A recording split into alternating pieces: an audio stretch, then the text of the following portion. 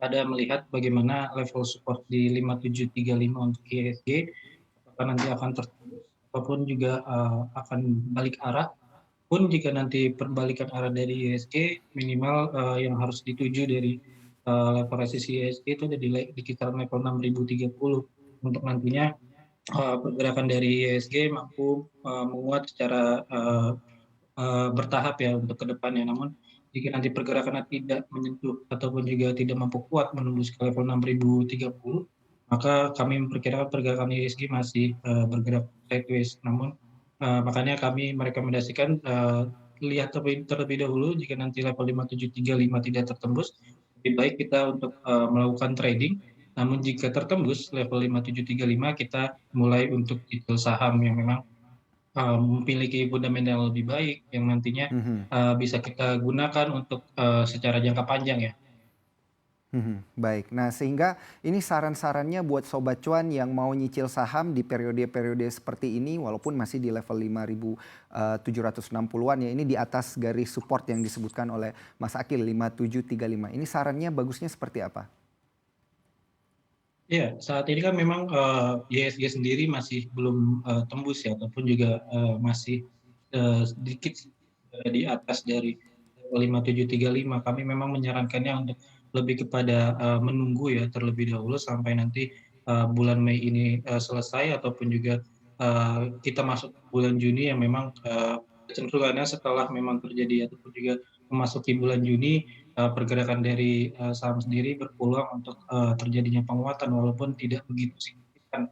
Memang hal itu juga didorong oleh Mhm, penurunan yang biasanya terjadi di, bulan Mei yang kami catat, tadi sebanyak, 6 kali terjadi penurunan selama baik. memang 10 tahun terakhir dan itu bisa, dijadikan, waktu ya ataupun juga timing untuk kita masuk ke beberapa saham yang memang, menurut kita secara Mhm. fundamental pun juga secara teknikal pas untuk masuk di saham-saham tersebut. Mhm. Nah, ini banyak sobat cuan yang berpikir nyicil di saham-saham bank digital ini bagus gitu ya, karena kita lihat kan pergerakannya dari awal tahun sampai sekarang ini masih banyak memang yang diikuti oleh para investor dan juga trader begitu terkait dengan saham-saham bank digital. Ini apakah masih layak begitu untuk dikoleksi? Oke, untuk di bank digital ya kami, Mhm. melihatnya memang pergerakannya akan, cenderung untuk, cukup volatile untuk beberapa sahamnya memang kita lihat secara, eee, bagaimana laporan rilis kinerjanya memang, dominan cukup baik ya ataupun juga, terdongkrak dengan adanya memang, bank digitalnya ataupun juga dari, platform digital dari bank-bank tersebut. Kami, memang merekomendasikan untuk, bank-bank digital lebih kepada trading yang memang, di situ kita bisa mendapatkan, return yang lebih maksimal saat terjadinya, volatilitas harga yang lebih, cepat ataupun juga lebih tinggi, sehingga, nanti peluang untuk mendapatkan cuan ataupun juga mendapatkan return itu akan, lebih maksimal dibandingkan kita, mengambil resiko untuk, bagaimana trading ataupun juga investasi dalam jangka panjang kepada bank-bank digital yang memang, secara kinerjanya ataupun juga dari laporan keuangannya, baru untuk di first quarter pertama, kita harus melihat dulu bagaimana ke depan apakah memang, bank digital sendiri yang memang beberapa juga sudah bekerjasama dengan beberapa e-commerce, hal itu Mhm. apakah memang, akan berdampak signifikan pada, saham-saham tersebut. Baik. Mas Akil, seperti biasa kita langsung beralih dulu ke pertanyaan via sosial media @CNBC Indonesia karena menarik nih pertanyaan-pertanyaan dari Sobat Cuan. Langsung aja kita lihat pertanyaan yang pertama dari @Fairus Nugraha. Pertanyaannya adalah, langsung aja kita lihat.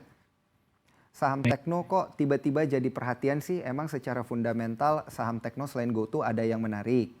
Nah ini menarik ya pertanyaannya. Dan yang kedua dari @alvin_saputra, gue jujur cuma PD trading harian kalau IHSG-nya mager gini. Ada saham yang layak diincar Min? Nah nanti langsung kita tanyakan ke Mas Akil ya. Dan yang ketiga @dio.fernando, banyak broker percaya IHSG sampai akhir tahun bisa sampai 6.800. Masuk akal nggak? Kalau enggak emang moderate-nya berapa?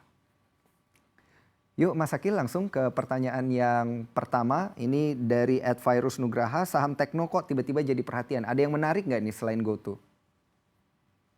Oke, untuk di GoTo sendiri kan memang sebenarnya belum, IPO ya ataupun juga belum listing. Kita lihat memang untuk di saham-saham teknologi, lebih kepada sentimen ya memang, eee, pelaku pasar melihat bahwa ke depan, teknologi sendiri ataupun juga, dunia digital nanti ke depannya akan, menjadi industri yang cukup besar ya makanya, hal itu didorong oleh sentimen tersebut ataupun juga ekspektasi dari pasar yang melihat bahwa, saham-saham teknologi cukup baik untuk diinvestasikan. Namun kami melihat, bahwa kembali kepada, bagaimana valuasi dari saham tersebut, kami pun juga masih mencoba mencari untuk, menilai ataupun juga melihat, dari saham tersebut berapakah nilai wajar yang, bisa digunakan untuk saham-saham teknologi.